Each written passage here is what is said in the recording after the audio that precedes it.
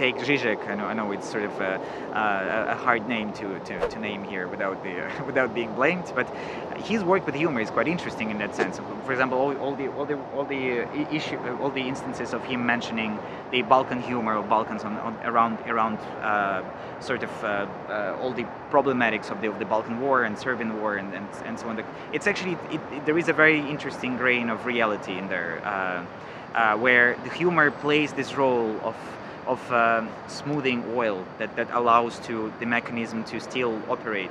It's maybe temporary, it's maybe never will resolve the whole issue, but I would say that as soon as we don't have anything else, let's stick with it. Let's just try to use this humor and try to come back to finding the ways how we can communicate it on a larger political spaces, where actually it could reach not as separate individuals within the exhibition space after the text of the explanation, but something that actually can immediately fit into this time span of 3-4 seconds. You would not make people read anymore. You would not make people stand in front of the painting for 10 seconds. You can do it 3-4 seconds. So we have to keep the try to keep somehow the innovation within arts, aesthetics as well, and media communication that allows to catch up with that change, rather than trying to withdraw from that change, which is also another way of dealing with that, but I'm not sure it's going to work, because technology smashes everything in the end of the day.